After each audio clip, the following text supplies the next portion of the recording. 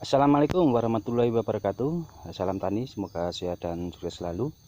Alhamdulillah pada kesempatan pagi hari ini kita bisa bertemu kembali dengan Mapeng Channel. Itu channel yang membahas tentang seputaran perkopian. Pada kesempatan kali ini kita akan berbagi tips ataupun informasi, yaitu persiapan perawatan yang harus dilakukan sebelum ataupun ketika menuju ke fase pemanenan. Nah, kalau kita lihat ya teman-teman, ini buah kopi sudah mulai menua. Itu kira-kira kurang lebih 1 sampai 2 bulan lagi ini akan menuju ke fase pemanenan. Yang harus dilakukan agar panen bisa maksimal dan persiapan yang harus dilakukan tentunya harus dilakukan oleh teman-teman semua agar nantinya kita mudah dalam melakukan pemanenan, pengoptimalan buah ataupun pemaksimalan kualitas dan kuantitas buah. Tentunya kita harus melakukan beberapa hal ya teman-teman. Kalau kita lihat ini suasana sangat cerah sekali. Namun sebelum saya lanjutkan, saya ucapkan terima kasih kepada teman-teman yang sudah menonton atau mengikuti perkembangan info terbaru dari channel saya. Yang sudah subscribe, yang belum subscribe bisa subscribe untuk membantu berkembangnya channel ini dan mengetahui informasi terbaru dari channel ini. Ya, langsung saja ya teman-teman. Jadi langkah-langkah yang harus dilakukan, yaitu langkah yang pertama, sebelum kita menuju ke fase pemanenan, itu langkah pertama itu teman-teman bisa melakukan pembersihan gulma ataupun rumput di sekitar perakaran ataupun tanah pada perkebunan kebun kopi teman-teman. Jadi kita harus melakukan pembersihan ini teman-teman, rumput dalam rangka upaya ini. Yang pertama, memudahkan kita dalam melakukan pemanenan. Jadi nanti ketika misalkan kita panen ada satu buah yang jatuh, itu bisa kelihatan, jadi kita bisa ambil. Karena apa? Kalau nanti misalkan dalam pemanenan kok ada sisa-sisa buah ataupun ini misalkan juga ini buah-buah yang sudah rontok sebelum menua dan kita biarkan, ini nanti akan menjadi sarang ataupun berkembangnya penggerek buah yang tentunya nanti akan mengakibatkan penurunan atau kualitas pada buah kopi kita akan tidak bagus ya teman-teman. Jadi penting sekali pembersihan gulma ataupun rumput di sekitar akar yang nantinya akan kita memudahkan ataupun terlihat ketika ada buah kopi yang jatuh ketika kita panen ataupun buah kopi yang rontok sebelum kita ketika buah sebelum menua. Jadi nanti misalkan buah yang jatuh ketika kita panen bisa langsung kita pungut, tetapi untuk buah-buah yang kayak gini yang rontok sebelum fase pemanenan tiba, nanti bisa kita kubur ataupun kita bakar, nantinya takutnya akan menjadi sarang daripada penggerek buah.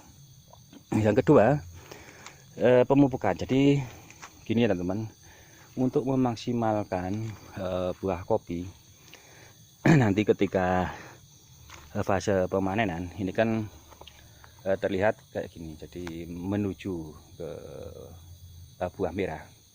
Jadi teman-teman bisa menambahkan pupuk ini terlebih tepat di pertengahan musim penghujan. Jadi teman-teman bisa menggunakan pupuk yang banyak mengandung unsur K, yaitu kalsiumnya. Jadi teman-teman bisa menaburkan ini di pertengahan musim penghujan, itu pupuk misalkan KCL. Itu dalam upaya apa? Dia membantu untuk proses pembesaran buah. Jadi gini teman-teman, ketika kita melakukan pupuk yang tepat, misalkan ini pemberian unsur K atau KCL misalkan, ataupun teman-teman bisa menggunakan pupuk majmuk yang lain, ini buah akan terlihat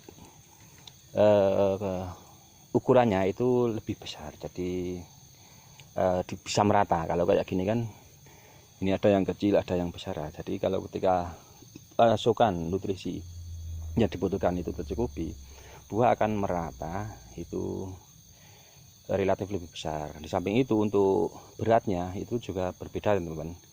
Ketika buah kopi itu besar dan kelihatan segar, nantinya isi daripada ini biji berasan kopi itu akan relatif lebih berat. Jadi kita akan sangat diuntungkan. Selain itu akan mencegah kerontokan ketika fase-fase kayak gini. Jadi ketika fase kayak gini kan, kalau kita tahu, yaitu untuk curah hujan yang sangat tinggi, terlebih hujan di malam hari, ini rentan sekali yang namanya terjadi kerontokan. Kerontokan karena curah hujan yang sangat tinggi ya teman-teman. Di samping itu juga karena faktor penyakit atau hama, itu penggerek buah kayak gini, jadi hitam-hitam ataupun dia memerah, tapi merah kekuningan ya pada waktunya, dia akan rawan rontok. Untuk itu dengan pemberian pupuk yang lebih ketika buah kopi keadaan dalam kayak gini, itu akan lebih mengoptimalkan nantinya ketika fase pemanenan ya teman-teman. Jadi itu juga sangat penting sekali yang harus dilakukan oleh teman-teman sebelum ataupun ketika menuju ke fase pemanenan. Dan selanjutnya itu pemangkasannya teman-teman. Jadi pemangkasan rutin ataupun perawatan itu harus dilakukan secara optimal juga ya teman-teman, ketika dalam menuju ke fase pemanenan. Sebelum melakukan pemangkasan itu teman-teman harus tahu tentunya mana sih yang harus dipangkas, itu harus dipelajari juga. Jadi nanti nggak asal pangkas, nantinya akan berdampak ke pemanenan di tahun berikutnya. Misalkan mana yang harus dipangkas, mana yang harus disimpan untuk persiapan bahan di tahun berikutnya, itu teman-teman juga harus paham ya. Saya jelaskan sedikit. Ini untuk pemangkasan itu yang paling penting dan harus dilakukan itu untuk tunas-tunas yang tidak berguna tentunya, meliputi tunas cacing misalkan. Ini contoh tunas cacing ya teman-teman.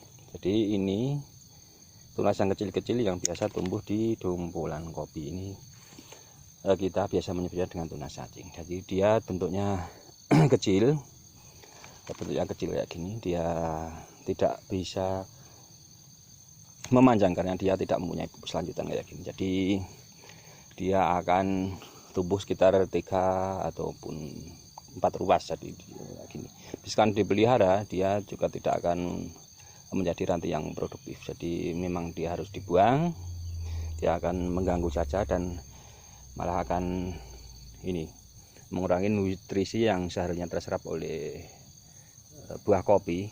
Dia malah akan berkurang karena tumbuhnya ini tunas-tunas ini. Jadi memang ini harus dibuang ya teman-teman. Dan selanjutnya tunas-tunas air. Jadi tunas air yang tumbuh di batang kopi ya teman-teman, misalkan kayak gini. Jadi ini memang harus dibuang juga karena ini tidak bermanfaat. Yang selanjutnya tunas-tunas ataupun ranting yang sudah menua ataupun ini karena terkena penyakit ataupun hama. Jadi misalkan ada ranting yang kering ataupun kelihatan menua ya, yang terkena hama penggerek ranting misalkan, ataupun memang sudah tua, itu juga harus dibuang karena dia akan mengganggu daripada ini perkembangan buah kopi. Jadi penting sekali sebelum fase pemanenan tiba itu harus dilakukan ya teman-teman. Yang selanjutnya teman-teman bisa melakukan penyemprotan pembasmi hama dan penyakit. Jadi kalau kita lihat ini teman-teman, ini untuk semut ini sangat banyak sekali ya teman-teman. Ini nggak tahu kenapa semut di tahun ini sangat banyak sekali. Nah, ini teman-teman bisa melakukan penyemprotan pembasmi semut itu dengan bahan kimia ataupun bahan alami, itu terserah teman-teman. Jadi penting sekali sebelum melakukan ataupun menuju ke pemanenan, karena semut ini juga akan mengganggu teman-teman. Jadi ketika buah dalam keadaan kayak gini hampir menua ataupun sudah membesar, Ini biasanya semut ini sangat kerasan sekali di daerah-daerah dombolan-dombolan kopi, jadi dia harus dibasmi ya teman-teman, karena dia akan menyalurkan juga hama ataupun penyakit dari kopi yang satu ke kopi yang lainnya. Nah, ini contoh teman-teman, ini contoh ranting yang tua, ini dibuang saja. Ini. Nah, kalau kita lihat ya teman, ini memang sangat banyak sekali keruntukan ya teman, karena ini curah hujannya sangat tinggi. Kalau kita lihat kemarin-kemarin ketika awal-awal pembuahan muda ini sangat banyak sekali, ataupun bisa dikatakan cukup memuaskan. Namun sekarang apa yang terjadi teman-teman, ternyata keruntukan itu sangat banyak sekali. Itu faktor cuaca dan tidak bisa kita hindari juga. Namun kita hanya berusaha untuk melakukan pemaksimalan. Alhamdulillah dengan kita melakukan perawatan secara rutin, ini cukup masih bisa dikatakan puas ya teman-teman. Ya cukup sekian, mudah-mudahan bermanfaat. Bagi yang belum jelas bisa tanya-tanya di kolom komentar. Mohon maaf apabila ada salah-salah kata. Mudah-mudahan ini bermanfaat bagi teman-teman. Cukup sekian, wassalamualaikum warahmatullahi wabarakatuh.